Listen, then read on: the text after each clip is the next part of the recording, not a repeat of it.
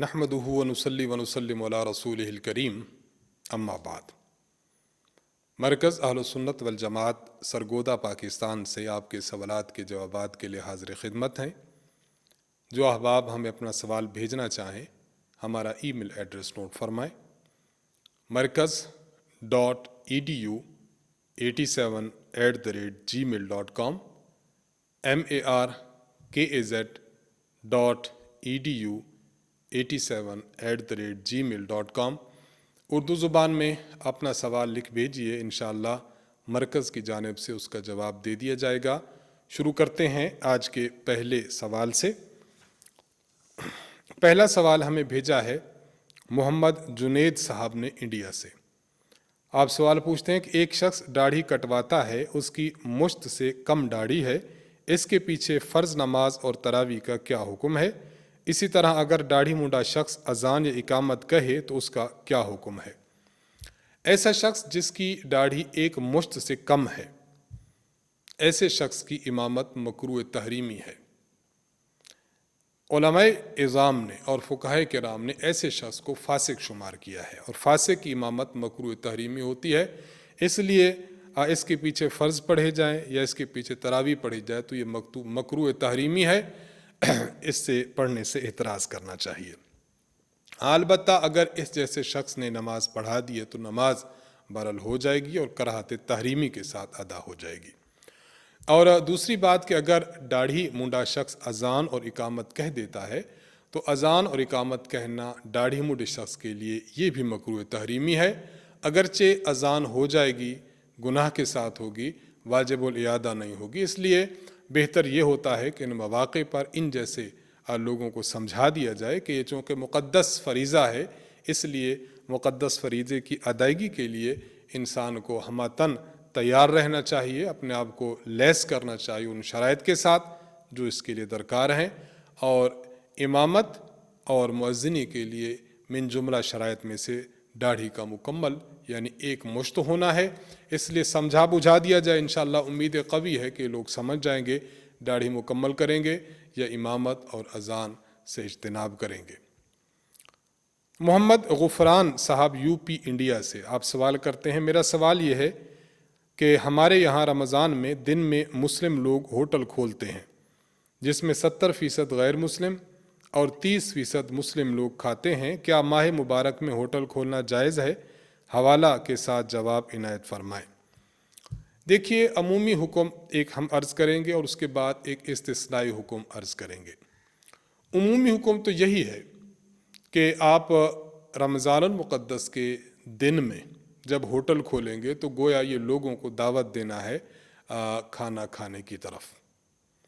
اس میں رمضان کا احترام نہیں ہو پاتا، رمضان کا تقدس برقرار نہیں رہتا کہ آپ نے ہوٹل کھولے ہیں، لوگ جو ہے وہ دھڑا دھڑ اس میں کھانا کھا رہے ہیں۔ تو تقدس اور احترام اسی صورت میں باقی رہے گا کہ رمضان میں دن میں ہوٹل نہ کھولے جائیں۔ آپ نے کھولنے ہیں تو افطاری سے قبل کچھ دیر کھول لیں، کچھ دیر قبل کھولے، افطاری ہوگی پھر آپ ہوٹل چلاتے رہیں۔ عمومی حکم تو یہی ہے، لیکن ایک استثنائی حکم ہے، وہ یہ کہ بعض لوگ ایسے ہوتے ہیں کہ جنہیں شرعاً روزہ نہ رکھنا اس کی اجازت ہوتی ہے، مریض ہے، بیمار ہے، ضعیف ہے، یا ایسے اشخاص ہیں کہ جن کے مرض کے بڑھ جانے کا اندیشہ ہے، یا وہ عورتیں ہیں جن کو ایام ہیں، یا بچے ہیں، یا مسافر ہیں۔ یہ وہ افراد ہیں کہ جن افراد کو روزہ نہ رکھنے کی اجازت ہے۔ جب ان کو روزہ نہ رکھنے کی اجازت ہے تو ظاہری بات ہے ان کے لیے کھانا افورڈ کرنا، کھانا تیار کرنا اور مہیا کرنا یہ بھی پھر جائز ہے، اس میں بھی کوئی گناہ کی بات نہیں۔ اور ہمارے ہاں دیکھ لیا جائے کہ جو بڑے بڑے شہر ہوتے ہیں، بڑے بڑے شہروں میں عموماً مسافروں کا تانتا بندھا رہتا ہے۔ بڑے شہروں میں بڑے بڑے ہاسپٹلز ہوتے ہیں جہاں مریض افراد ہوتے ہیں جن کو کھانے کی حاجت ہے، یا ان کے ساتھ آنے والے افراد مسافر کئی ہوتے ہیں انہیں بھی کھانے کی حاجت ہے، یا خود بچے ہیں ان کو کھانے کی حاجت ہے، یا ایسے ضعیف العمر اشخاص یا عذر والی خواتین ان کو کھانے کی حاجت ہے۔ تو عمومی حکم کے پیش نظر تو نہیں کھولنے چاہیے، لیکن استثنائی امور کو جب دیکھا جائے تو افراد کو ضرورت پڑتی ہے کہ انہیں بر وقت کھانا ملے۔ اس لیے مسلم حضرات جن کے ہوٹل ہیں انہیں اس نیت سے ہوٹل کھولنے چاہیے اگر وہ کھولنا چاہیں کہ میں ان افراد کو کہ جن افراد کو کھانے کی ضرورت ہے اور ان کو اللہ کی جانب سے چھوٹ بھی ہے کہ وہ روزہ نہ رکھیں، میری ہوٹل ان کے لیے ہے۔ اور اس کے لیے لکھ کر لگایا بھی جا سکتا ہے کہ اس ہوٹل پر صرف اور صرف وہ لوگ کھانا کھانے کے لیے آئیں جن کو شرعاً روزہ نہ رکھنے کی اجازت ہے۔ اور اس کے لیے بہتر تو یہی ہے، اور عام طور پر ایسا بھی ہوتا ہے خصوصاً اڈے پر جو ہوٹل ہوا کرتے ہیں کہ وہاں کوئی کنات یا کپڑا لگا دیا جائے تاکہ بالعموم کھلے مہار نہ ہو جائے۔ تو یوں کر کے انسان جتنا کلوز سے کلوز ہو سکے کرے، لیکن یہ ان افراد کے لیے ذہن میں رکھے کہ میں مریض اور مجبور افراد کے لیے کھول رہا ہوں تاکہ ان کو کھانا ملے۔ ہاں، اس دوران اگر کوئی روزہ چور شخص آ کر کھا جاتا ہے تو پھر اس میں امید قوی ہے اللہ سے کہ ہوٹل کھولنے والا گناہ گار نہیں ہوگا، کیونکہ اس کا ذہن ان لوگوں کو کھانا کھلانے کا نہیں، وہ ان لوگوں کا ہے جو روزے کے حکم سے ان دنوں میں مستثنا ہے۔ تو اس تفصیل کے مطابق ہوٹل کھولنے نہ کھولنے کا مشورہ کر لیا جائے۔ محمد اویس صاحب کراچی سے آپ سوال پوچھتے ہیں، 2 سوال ہیں۔ السلام علیکم ورحمۃ اللہ مفتی صاحب۔ وعلیکم السلام ورحمۃ اللہ وبرکاتہ۔ پہلا سوال یہ ہے کہ کیا صلاۃ تسبیح سے کبیرہ گناہ معاف ہو جاتے ہیں؟ اگر معاف ہو جاتے ہیں تو وہ کون سے معاف ہوتے ہیں؟ دیکھیے، صلاۃ و تسبیح نفل نماز ہے، اس سے جو گناہ معاف ہوتے ہیں وہ گناہ صغیرہ ہیں۔ جہاں تک گناہ کبیرہ کا تعلق ہے تو گناہ کبیرہ معاف ہوتے ہیں جب انسان توبہ کرتا ہے۔ توبہ میں 3 شرائط ہیں۔ جو گناہ کر رہا ہے چھوڑ دے، اس پر ندامت کرے دل میں اور آئندہ نہ کرنے کا عزم کرے۔ اگر کسی شخص نے اس طرح توبہ کی ہے تو انشاءاللہ اللہ تعالیٰ اس کا کبیرہ گناہ بھی معاف فرما دیں گے۔ اور بعض ہمارے اکابر علماء کرام نے یہ لکھا ہے کہ بعض مرتبہ انسان نفلی عبادت بھی کر رہا ہوتا ہے بھلے، اور اس نفلی عبادت پر صغیرہ گناہوں کے معاف ہونے کا جو ہے وہ وعدہ ہوتا ہے، لیکن اس نفلی عبادت میں بھی انسان اتنا راہ خدا میں، دربار خدا میں، بارگاہ الہی میں گڑ گڑاتا ہے، روتا ہے کہ اپنے تمام گناہوں پر نادم ہوتا ہے، ان گناہوں کو چھوڑ چکا ہوتا ہے اور دل میں عزم کر چکا ہوتا ہے کہ آئندہ گناہ نہیں کروں گا۔ تو وہ بے شک عبادت نفلی سر انجام دے رہا ہوتا ہے، لیکن چونکہ وہ وہی شرائط پر عمل پیرا ہوتا ہے جو شرائط توبہ کی ہیں، تو بن جملہ نتیجہ کے اعتبار سے، حقیقت کے اعتبار سے اس کی یہ نفل اور اس میں گڑ گڑاہٹ، یہ توبہ اس میں متحقق ہو جاتی ہے۔ گویا اگر اس طرح کوئی اپنی نوافل کو سر انجام دے گا تو امید قوی ہے اللہ تعالیٰ سے کہ اس شخص کے کبائر بھی معاف ہو جائیں گے۔ اور دوسرا سوال پوچھا ہے کہ میں نے 6 ماہ پہلے 15,000 روپے کے $100 خریدے تھے، تب ڈالر کی قیمت 150 تھی اور اب ڈالر کی قیمت 180 روپے ہے، یعنی میرے 15,000 سے بڑھ کر 18,000 ہو گئے ہیں، تو کیا باقی 3,000 حلال ہیں میرے لیے؟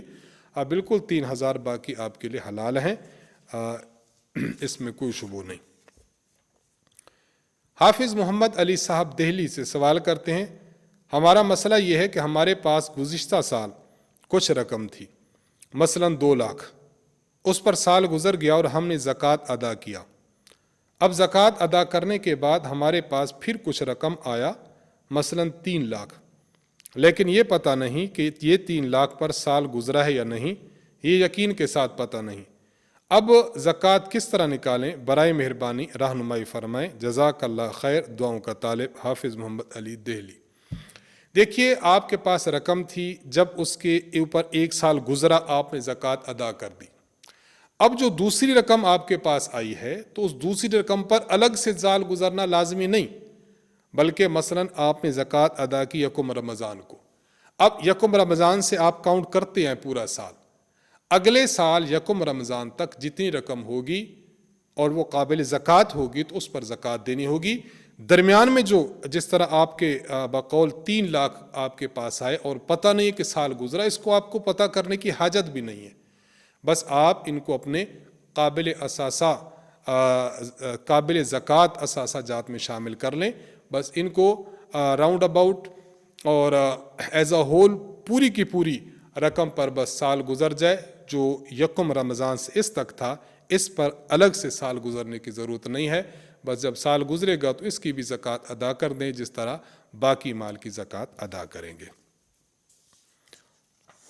मोहम्मद अदनान कुरैशी साहब इंडिया से आप सवाल करते हैं कि तरावी में छूटी किसी आयत को अगले दिन दोहराने के बाद उसी रकत में फिर अगला पारा शुरू करना ठीक है या नहीं? जवाब इनायत फरमाएं, अल्लाह आपको जज़ाए खैर दे।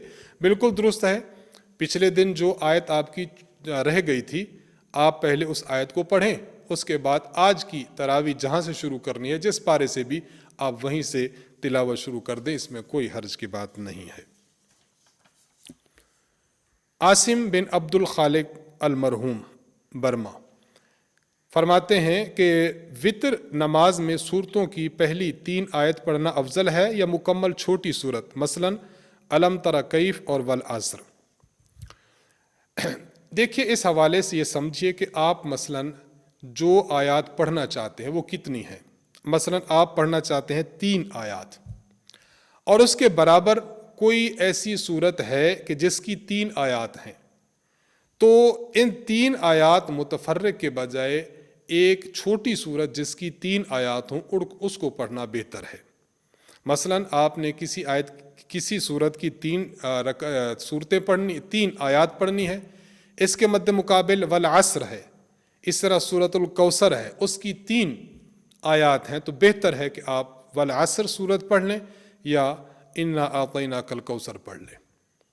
और अगर मामला इसके बरक्स हो, यानी आप जो पढ़ना चाहते हैं, मसलन आपने पढ़ना चाहिए थी किसी बड़ी सूरत की 5 आयत और इधर छोटी सूरत है उसकी है 4 आयत, तो अब तरजीह आप 5 आयत को दें, यानी बड़ी सूरत की 5 आयत पढ़ लें। ये बेहतर होगा छोटी सूरत पढ़ने से जिसकी 5 से कम आयत हैं। ये तफसील है आपके सवाल के जवाब में। मोहम्मद जुनेद साहब यमुना नगर इंडिया से सवाल करते हैं कि अगर 4 रकत वाली नमाज में तीसरी रकत के बाद कादा में बैठकर किसी मुक्तदी के अल्लाह अकबर कहने पर फौरन इमाम उठ जाए और सजदा साव करके नमाज पूरी कराए, तो क्या नमाज दुरुस्त होगी? देखिए, अगर इमाम बैठा ही था, अल्लाह अकबर या पीछे से सुभान अल्लाह कहा गया और फौरन खड़ा हुआ, तो सजदा साहब की हाजत भी नहीं है। और अगर कुछ देर बैठ गया, एक रुकन की मिकदार, फिर मुक्तदियों ने लुकमा दिया और फिर खड़ा हो गया, तो अब जो है वो सजदा साहब वाजिब होगा। सजदा साहब करने से नमाज दुरुस्त हो जाएगी। उम्मे ऐमन साहिबा आप बर्मा से सवाल करती हैं कि मैंने मन्नत मानी थी कि अगर मेरे बेटे ने कुरान करीम हिफ्ज़ कर लिया तो मैं 1 महीना रोज़े रखूँगी। क्या मैं इन रोज़ों की नियत रमज़ान के रोज़ों में करूँ तो क्या मेरे ज़िम्मा से अदा हो जाएंगे या अलग रखने होंगे? बिल्कुल आपके ज़िम्मा से अदा नहीं होंगे। रमज़ान का रोज़ा अपने तौर पर फ़र्ज़ है। अगर आप रमज़ान के रोज़ों में किसी और रोज़े की नियत कर भी लें तो ये रमज़ान ही का अदा होगा, बाकी रोज़े जिनकी आपने नियत की वो अदा नहीं होंगे। इसलिए रमज़ान के रोज़े आप तसल्ली से रखें। रमज़ान के बाद फिर वो रोज़े जो आपने बच्चे के हिफ्ज़ कुरान पर होने पर मन्नत के तौर पर माने थे, फिर आप उन रोज़ों को रख लीजिएगा। इन रोज़ों के साथ रखने से वो रोज़े अदा नहीं होंगे। राना गज़नफ़र अब्बास साहब मियाँ वाली से सवाल करते हैं कि वितर की नमाज में बेहतर कौन सी सूरतें हैं जो पढ़ी जाएं? हमारे इमाम साहब अक्सर सूरत इज़ा जा नसरुल्लाह, तब्बत यदा और कुल हुवल्लाहु अहद पढ़ते हैं। मुस्तहब उलमा ने जो लिखा है वो वही है जो अहादीस मुबारका में भी आया है, और वो ये सूरतें हैं। पहली रकत में सूरतुल आला पढ़ी जाए, सब्बिह इस्म रब्बिकल आला। दूसरी रकत में सूरतुल काफिरून पढ़ी जाए, कुल या अय्युहल काफिरून। और वितर की तीसरी रकत में सूरतुल इखलास यानी कुल हुवल्लाहु अहद पढ़ी जाए। ये पढ़ी जाए तो ये मुस्तहब है, लेकिन अगर इसके अलावा भी कोई पढ़ना चाहे तो पढ़ सकता है। नमाज उससे बिल्कुल जायज़ और बिल्कुल दुरुस्त होगी। बशीर अहमद साहब चित्राल से सवाल करते हैं कि फ़र्ज़ नमाज के बाद सुन्नतें कितनी ताख़ीर से पढ़ सकते हैं? अगर आपने सुन्नतें मस्जिद ही में पढ़नी है तो बस फ़र्ज़ नमाज के बाद मुख्तसर सी दुआ कीजिए और آپ سنتیں ادا کرنا شروع کیجئے۔ فرض نماز کے بعد سنتوں کے لیے بلا وجہ تاخیر کرنا یہ مکروہ اور ناپسندیدہ ہے۔ اور اگر آپ نے سنتیں گھر جا کے پڑھنی ہیں تو آپ فرض پڑھیں، مختصر سی دعا کر کے آپ گھر کی طرف تشریف لے جائیں، گھر پہنچ کر پھر آپ اپنی سنتیں ادا کر لیں۔ تو بہرحال تاخیر کرنا بلا وجہ فرض کے بعد سنتوں میں یہ مکروہ اور ناپسندیدہ ہے، اس سے اجتناب کرنا چاہیے۔ شاہ نواز صاحب سکھر سے سوال کرتے ہیں کہ امام نے نماز وتر کی ادائیگی کے وقت دوسری رکعت میں صرف ایک سجدہ کیا، لیکن آخر میں سجدہ سہو بھی کر لیا، کیا نماز درست ہے؟ نماز درست نہیں ہے، اس کو دوبارہ پڑھنا ضروری ہے، یہ نماز ہوئی ہی نہیں ہے۔ یہ قاعدہ یاد رکھیے کہ سجدہ سہو وہاں کیا جاتا ہے کہ جہاں کوئی واجب چھوٹ جائے، واجب آگے پیچھے ہو جائے، یا فرض میں زیادتی ہو جائے، یا فرض آگے پیچھے ہو جائے۔ اگر فرائض میں کمی ہو گئی تو اب سجدہ سہو سے تلافی نہیں ہوگی۔ نماز کا جو سجدہ ہے، 2 سجدے ہر رکعت میں یہ فرض ہیں۔ اگر کسی نے ایک سجدہ کر لیا تو وہ فرض ناقص رہا، اب سجدہ سہو سے بھی تلافی نہیں ہوگی، نماز دوبارہ پڑھی جائے۔ اس لیے شاہ نواز صاحب آپ سے گزارش ہے کہ امام صاحب کو عرض کر دیں کہ سجدہ سہو سے تلافی نہیں ہوئی، یہ نماز دوبارہ پڑھی جائے۔ ذاکر حسین صاحب پشاور سے سوال کرتے ہیں کہ میں نے تراویح کی نماز پڑھائی، مجھ سے ایسا ہوا کہ میں نے دوسری رکعت میں پہلے سورت کہف کا ایک رکوع پڑھ دیا، سامع نے لقمہ دیا تو الحمد شریف پڑھی، پھر سورت الکہف دوبارہ شروع کی، کیا نماز ہو گئی؟ سجدہ سہو لازم تھا، سجدہ سہو کرنے سے نماز ہو جاتی۔ اگر آپ نے سجدہ سہو کر لیا تھا تو بالکل درست ہے، اور اگر سجدہ سہو نہیں کیا تھا تو وقت کے اندر اندر اس نماز کو اعادہ کرنا ضروری تھا۔ تلاوت تو ہو گئی، تلاوت کا اعادہ نہیں ہے، اور اگر وقت گزر چکا ہے تو اب اعادہ مستحب ہے، اب واجب نہیں رہا۔